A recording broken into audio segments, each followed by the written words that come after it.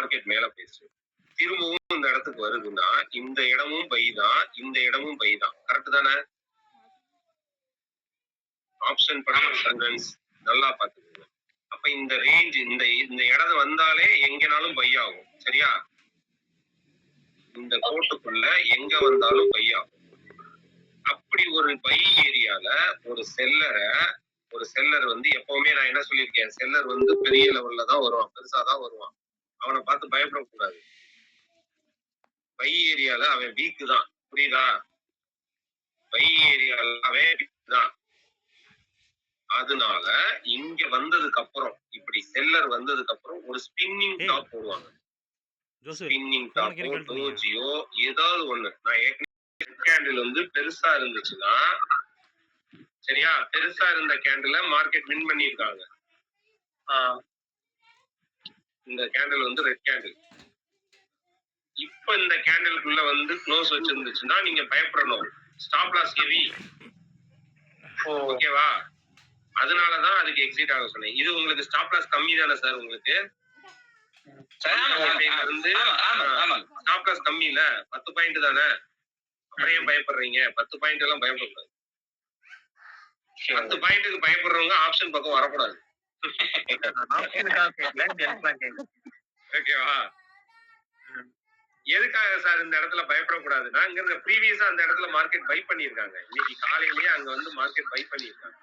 அப்ப பயப்படாது, கண்டிப்பா மேலதான். சரியா?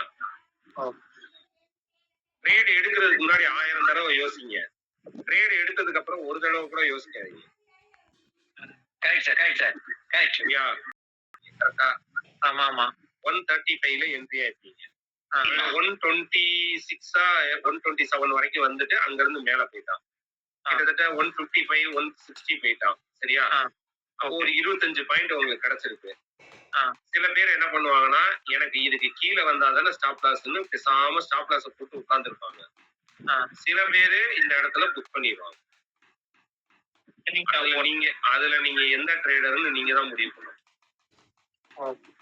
ஆனா என்னைய பொறுத்த வரைக்கும் நான் என்ன சொல்லுவேன்னா, புக் பண்ணிடுங்கன்னு சொல்லுவேன். சரியா? 25 பாயிண்ட புக் பண்ணிடணும். உங்க ப்ராஃபிட்ட நீங்க கையில எடுத்துறணும், வாங்கிடணும். மார்க்கெட் கொடுக்குற ப்ராஃபிட்ட கையில எடுத்துறணும். ஓகேவா? ஒருத்தவங்க பணம் கொடுத்தா வாங்கணுமா கூடாதா? வாங்கணும். வாங்கிடணும். என்னது?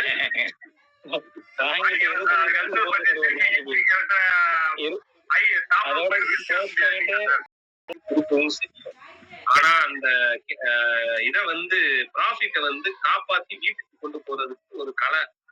அந்த கலையை நீங்க கத்துக்கணும். அந்த கலை வேற ஒன்றும் கிடையாது. கிரீடு இல்லாம இன்னைக்கு எனக்கான இது கிடைச்சிருச்சு, நான் க்ளோஸ் பண்ணிக்கிறேன், போயிட்டு வரேன், அவ்வளவுதான். உன்னை நாளைக்கு வந்து பாத்துக்கிறேன் பாண்டு கூப்பிடு போட்டு போயிடணும். சார் நான் அப்படிதான் சார் 10:35 க்ளோஸ் பண்ணிட்டு சைலண்டா கூல் ஆயிட்டேன் சார். வெரி குட், அவ்வளவுதான். ஏன் அப்படி சொல்றேன்னா, இந்த சார்ட்டே வந்து உங்களை ஒவ்வொரு ரூபத்திலையும் வா வா வா வான்னு கூப்பிட்டு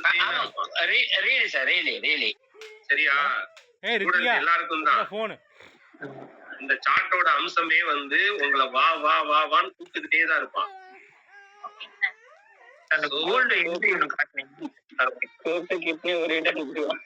அதேதான் வந்துச்சானா? இந்த செல்லரை விக் இல்லாம வின் பண்ணா கூட நம்ம கண்டிஷன் வராது. இத்தனை கேண்டில் கேஜ் வின் பண்ணி வராது. கரெக்ட் தான். ஏன் வராது? இன்னும் நிறைய ரூல் இருக்கு இந்த இடத்துல. இங்க பாருங்க, மேல வர்ற ஏரியாக்கு டிஸ்டர்பன்ஸ் யாரு சொல்லி கொடுத்திருக்கேன்? Open sir. யாரு சொல்லி கொடுத்திருக்கேன்? பையர் ஓபன் வந்துட்டான். அதே மாதிரி இங்க இவ்வளவு பெரிய விக் இருக்கு. அந்த விக் என்ன பண்ணுவான்? பிடிச்சு கீழே தள்ளுவான்னு சொல்லியிருக்கல. மேல இருந்து இப்படி வர்ற மார்க்கெட் இந்த விக் இருந்துச்சுன்னா என்ன பண்ணுவாங்க? கீழே பிடிச்சு தள்ளி விட்டுருவாங்கன்னு சொல்லியிருக்கேன். அப்ப இந்த இடத்துல இவ்வளவு பெரிய விக் இருக்கு. அப்ப அவன் என்ன பண்ணுவான்? கீழே பிடிச்சு தள்ளி விட்டுருவான். ப்ரீவியஸ் ஹிஸ்டரி எவ்வளவு தூரம் சார் பார்க்கணும்? நீங்க எவ்வளவு தூரம் இருக்கோ அவ்வளவு தூரம் பார்த்தே ஆகும். அவ்வளவு தூரம் எல்லா இடத்துலயும் எல்லா பாயிண்ட்லயும் பையர் செல்லர் வந்து கண்டிப்பா பார்க்கணும். கண்டிப்பா பார்க்கணும் சார். அப்படி பார்த்தா எல்லா பாயிண்ட்லயுமே இருப்பாங்களா சார்? அப்ப ரொம்ப கன்ஃபியூஷனா இருக்கு. அத கத்துக்கிறது அதுதான் தான் எனக்கு சார் ட்ரேட் கலை. எடுக்கிறதே கன்ஃபியூஸ் ஆயிடுது. அத கத்துக்கிறது தான் கலை.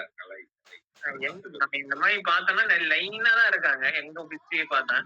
அப்ப நம்ம ட்ரேட் சார் எடுக்கிறதே சார் கன்ஃபியூஸ் ஃபர்ஸ்ட் உங்களுக்கு இமிடியேட் பையர் யார் இருக்கான்னு பாருங்க. ஃபர்ஸ்ட் இமிடியேட் பையர் பக்கத்துல இருக்கானான்னு பாருங்க. பக்கத்துல இங்கனக்குள்ள இருந்தான்னா நீங்க யோசிச்சுக்கோங்க, அந்த ட்ரேட் அவாய்ட் பண்ணிடுங்க. எனக்கு கொஞ்சம் லாங்கா தான் இருக்காங்க. இங்க 170ல இருந்து கிட்டத்தட்ட 240 பாயிண்ட் தள்ளி தான் இருக்காங்க. அப்ப நீங்க தைரியமா இருக்கு. சரியா?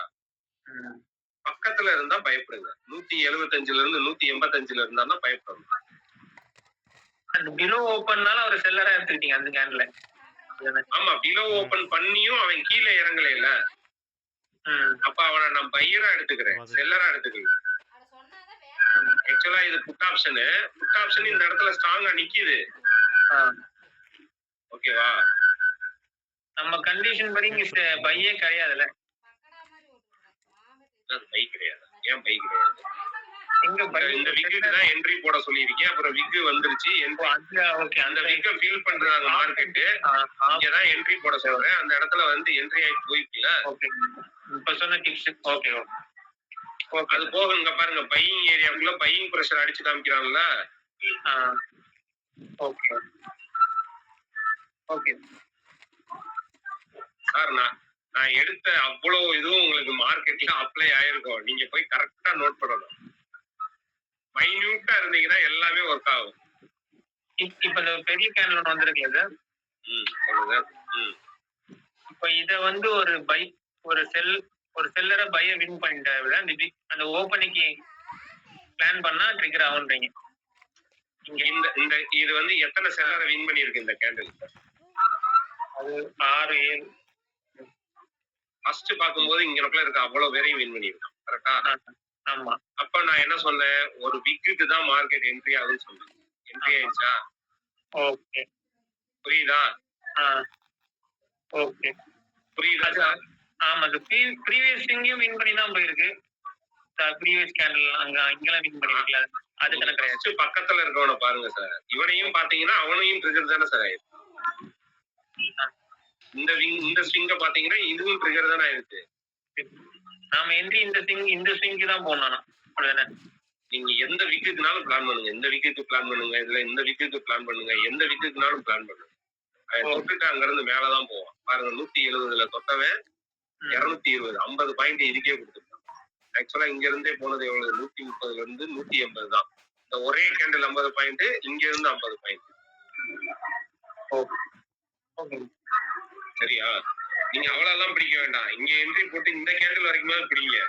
170ல என்ட்ரி போட்டு 190 வரைக்கும் பிடிங்க. ஓகேவா? கான்செப்ட பிலீவ் பண்ணுங்க. கான்செப்ட பிலீவ் பண்ணீங்கன்னா என்ட்ரி ஈஸியா கிடைக்கும். ஓகேவா? ஓகே, நீங்க பிலீவ் பண்ணாம இருக்கிறது தான் உங்களுக்கு என்ட்ரி கிடைக்குது. சரியா? ஓகே, படிச்சத மார்க்கெட்ல அப்ளை பண்ணி பாருங்க சார். ரிவார்டு கண்டிப்பா இருக்கும் சார். எல்லாருக்குமே ஸ்டூடெண்ட்ஸ் எல்லாருக்குமே சொல்றேன், படிச்சத மார்க்கெட்ல அப்ளை பண்ணி பாருங்க. அப்பதான் ரிவார்டு கிடைக்கும். சார் என்ட்ரி சொல்லுவாருன்னு உட்கார்ந்துருக்க கூடாது. சாருக்குள்ள ஒரு பயம் இருந்துகிட்டே இருக்கு. என்ன பயம்? சார் ஒரு 5 மினிட்ஸ் சார் டிராப் பண்ணிக்கிறேன் சார். பண்ணுங்க. எடுத்தல சார், தெளிவா எடுத்தல.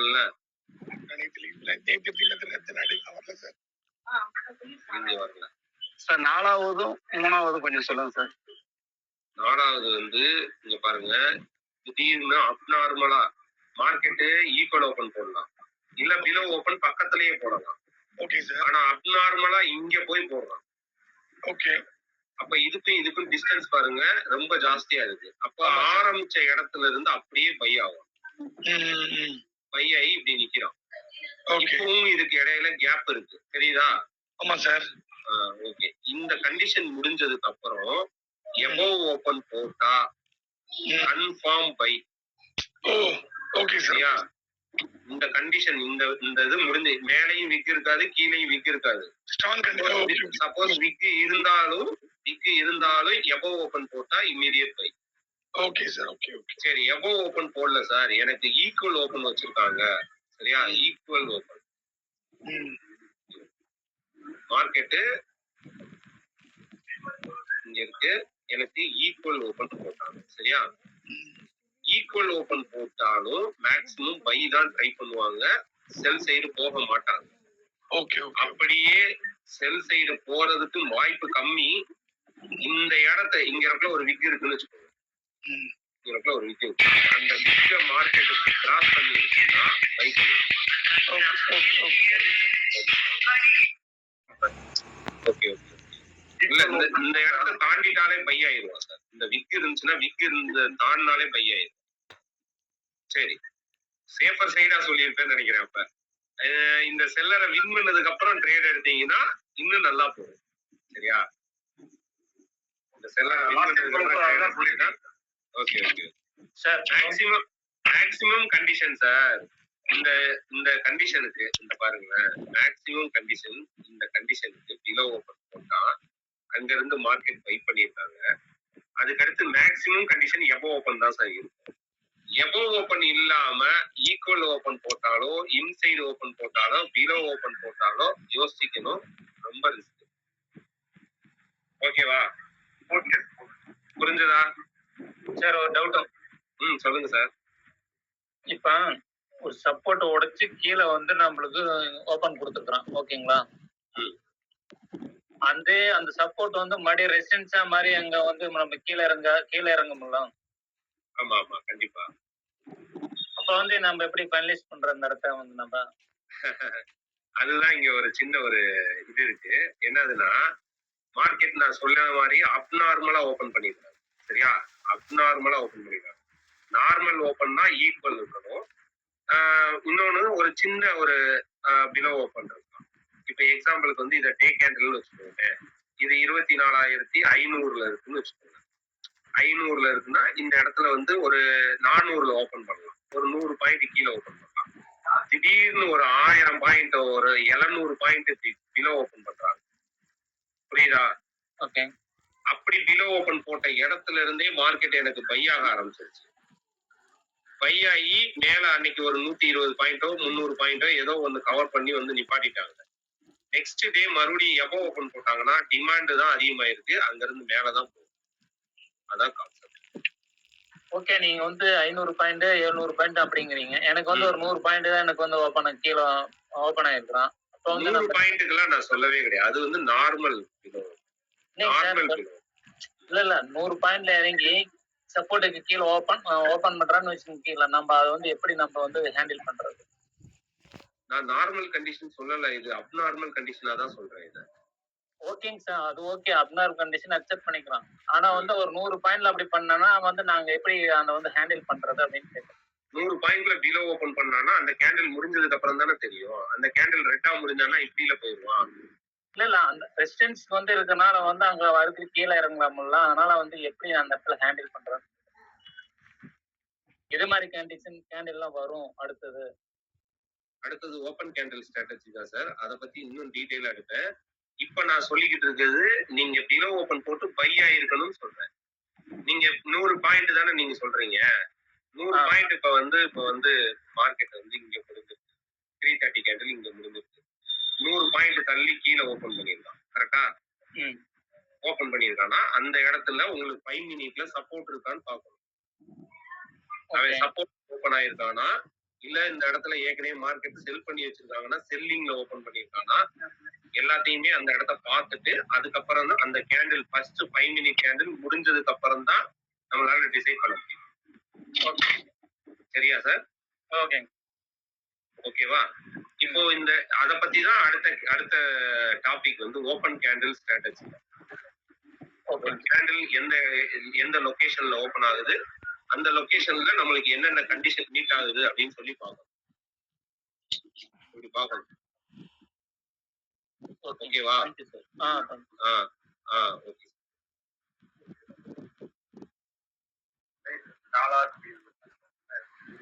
சார். அது புரிஞ்சதா கேட்டவங்க? இது வந்து ஒரு டே கேண்டில்ல நீங்க இந்த கண்டிஷன் பார்த்தாலும் ஒரு 5 மினிட் கேண்டில்ல இந்த கண்டிஷன் பார்த்தாலும் உங்களுக்கு இதுதான் ஓகேவா சார்? புரியுதா? Okay sir. Okay sir. நீங்க சொன்னது எல்லாமே 5 மினிட்டுக்கும் இதே தான் அப்ளிகபிள் ஆகும். டே கேண்டில் இதே ரூல் தான் செட் ஆகும் அப்படிதானே சார்?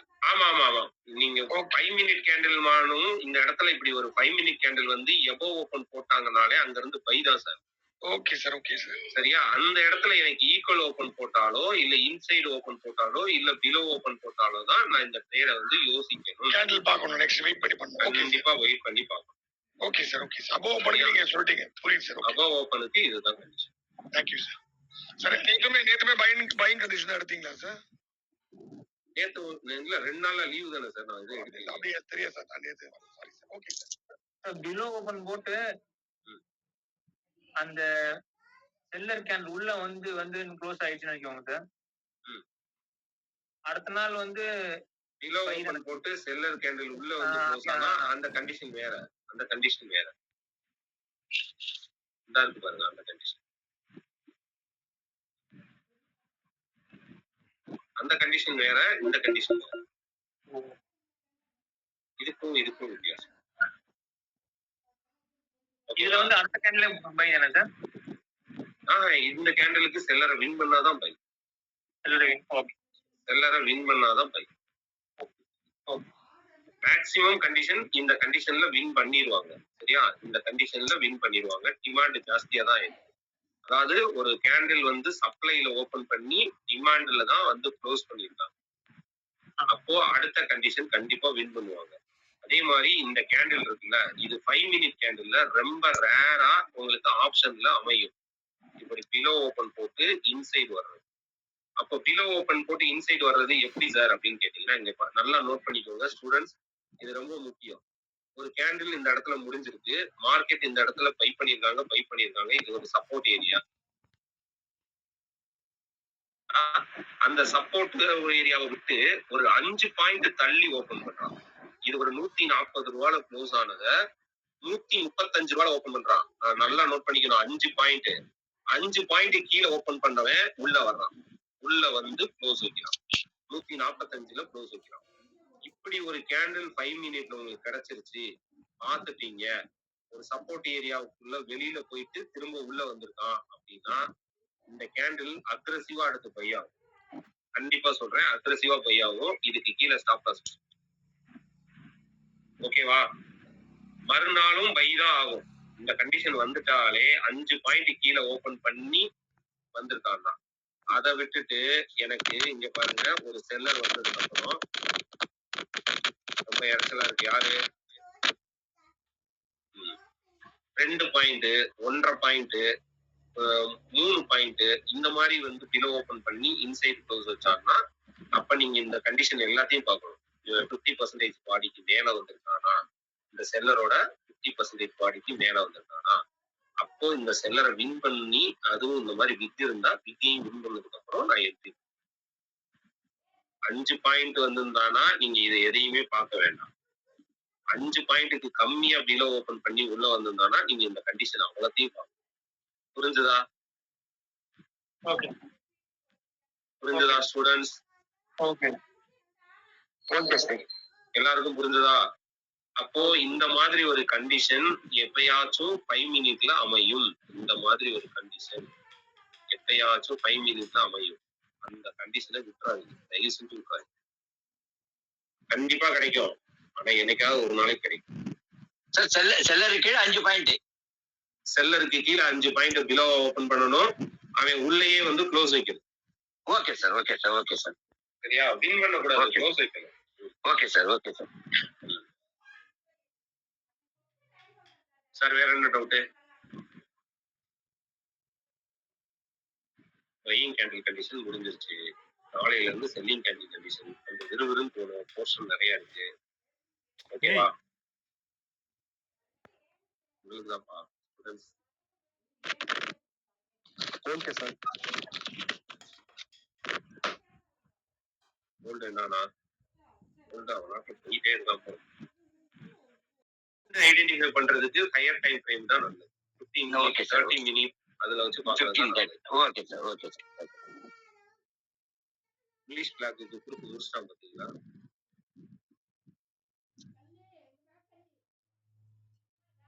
ஓகே ஓகே, நாளையில இருந்து வந்து செல்லிங் கேண்டில் கண்டிஷன்ஸ் பார்த்து எடுக்க ஆரம்பிச்சுக்குவோம். சரியா? நான் மறுபடியும் சொல்றேன், எல்லாரும் நல்லா தரவா நோட் பண்ணிக்கோங்க. டெய்லி நீங்க ஒரு 1 ஹவராவது உங்க சார்ட் கூட ஸ்பெண்ட் பண்ணணும். After the market. மார்க்கெட் ஹவர்ஸ்ல இல்ல, after the market. Okay sir. அதுதான் ரொம்ப